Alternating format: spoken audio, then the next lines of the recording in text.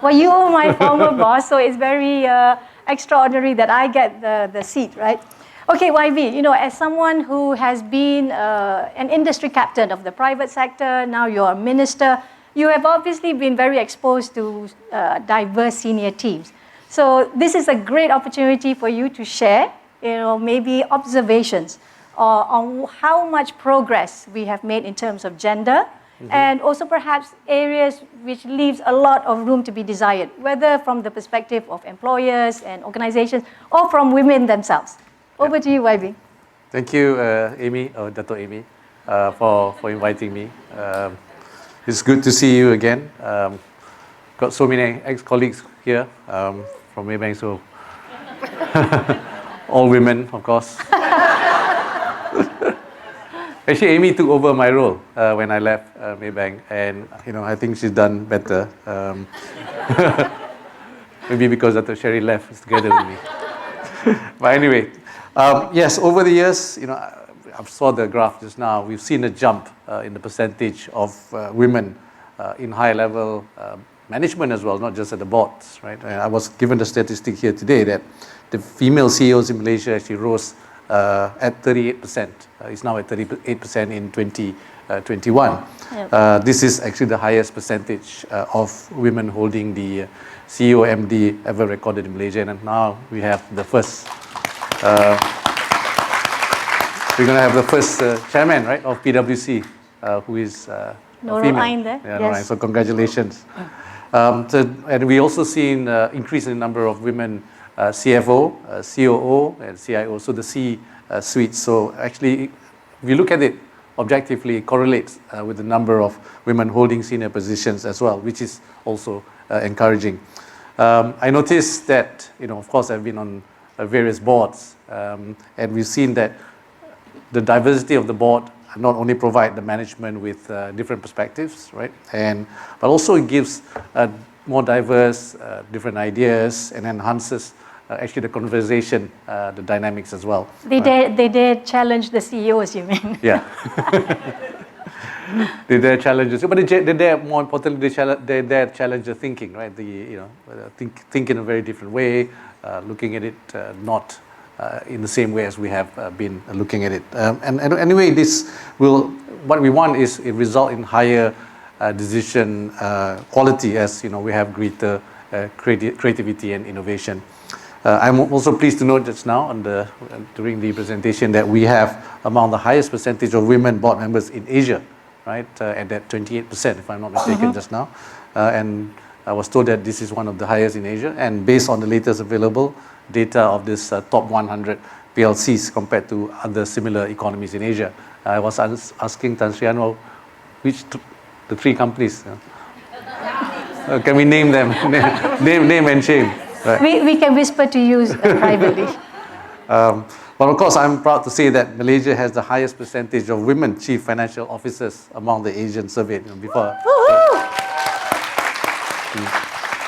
The table here, I'm looking at the table here, shows that women chief financial officers in Malaysia is 34.9%, which is more than double the global average. The global average around 15.7%. And so well done. Yeah. So we are on the right track. And since I'm now working with the government, at the government level, we just launched a gender responsive budget in practice program. So this is the GRBIP program, and this is a collaborative pilot initiative led by Engender Consultancy and also the Women AIDS Organization, and of course together with the Ministry of Finance. So this is the first time we're doing it this year. So I was asked why are we doing this, but essentially gender responsive budgeting and gender mainstreaming efforts basically acknowledge the discrimination and disadvantage just faced by women, especially when it intersects with other aspects such as ethnicity, disability, minority status, etc. So what is the goal? The goal is really to enhance access to resources, to enhance access to opportunities by recognizing and removing various challenges that are faced, especially by women, which are considered equals to men, vying for the same role. So we have also launched some initiative to promote women empowerment, including in the last budget, we announced that we want at least one female director at all public listed companies. Just now we were talking about the top 100. So actually we said that we want at least one to start off with, and then to have at least 30 women, 30% women in the GLICs, right? So we encourage, of course, you're here, Hisham, Khazanah haven't yet met that, but we encourage policies and measures to be implemented to support the participation of at least 30% women. Tan Sri Anwar was reminding me, Tan Sri Anwar was reminding me that I think the target is 1st of June, right, 2023. So we've still got the time, another less than a year to achieve that target. So I just want to make sure that we can actually capture them in quotes, YB. Therefore, for GLICs, your emphasis is really to make sure that there is 30% women representation on the board of GLICs by 1st June of 2023. Yes, correct. The GLC is already, part of the top 100. So this is the shareholders of the GLCs. So when it comes to the rest of Bursa PLC, YB, as we've mentioned, right, there are still a lot of PLCs on Bursa that don't actually have even a single woman.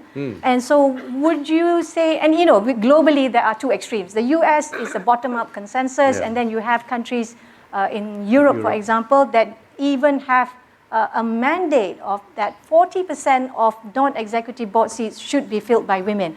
So what is your view on this? Like, should Bursa start mandating that 30%?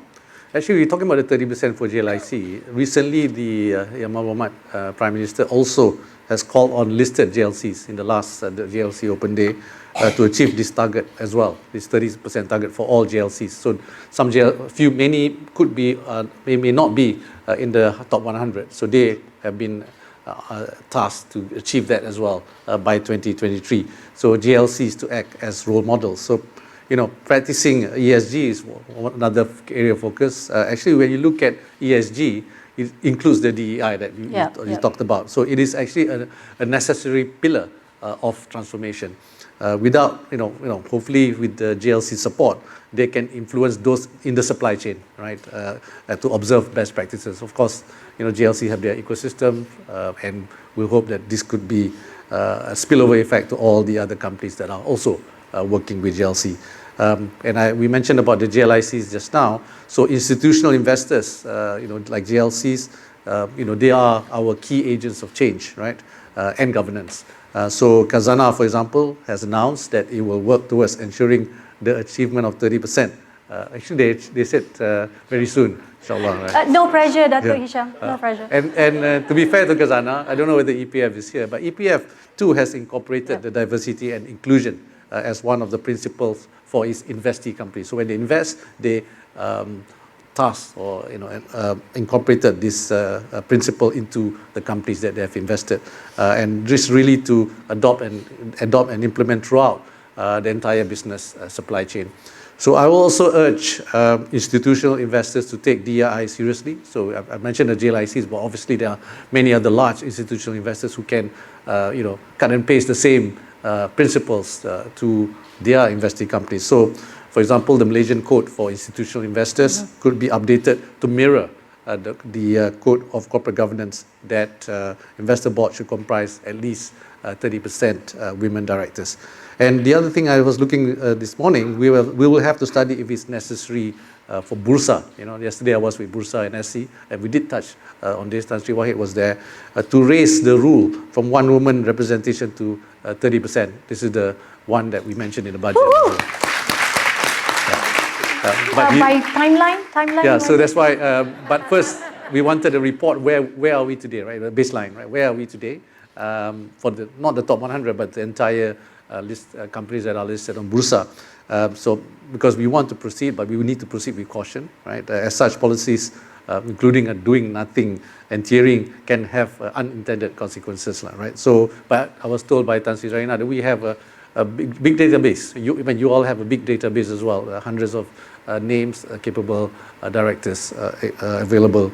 So we are looking at the pace of complying the Bursa's one woman requirement. So we hope the 30% club here, we have done the board mentoring just now, can help move the needle and engage Bursa and see what is the realistic timeline to achieve this. So I hope I will remind Tan Sri Wahid and also Dato Omar Swift on how we can ensure this. And budget is coming, so if they are able to commit a certain number or certain timeline, then we could include that in the budget speech. Thank you, YB. Yeah. But if you look at numbers and put numbers and quotas aside, what I think is equally important is the conversation on how DEI can deliver real benefits to the boardroom intern. You mentioned just now in your speech there is a positive correlation between having diversity in boards and performance of the companies that have that diversity. But we need to also look at all the way down to companies, employees, customers, and communities in which they operate. So we need to look at it holistically as well, and then learn from how we can improve on that. Cool. So, YB, I know you definitely, when, I was reporting to you, you definitely said, oh, my life is always, besieged by women. And it has not been different also at the Ministry of Finance, because I think apart from yourself, 1/3 of your senior leadership is also women. You have Puan Anis Zainuddin. She's the Deputy Sec-Gen of Treasury, and also Datin Rashida Sis, Deputy Sec-Gen of Treasury for Management. And of course, in financial services, we have lots of fantastic, competent women. Bank Negara, Securities Commission, and also now with Puan Nurul. So putting together all your private sector, public sector hats, what's the combination of best policies and practices that you would advocate for, right, to make sure that we do forge forward?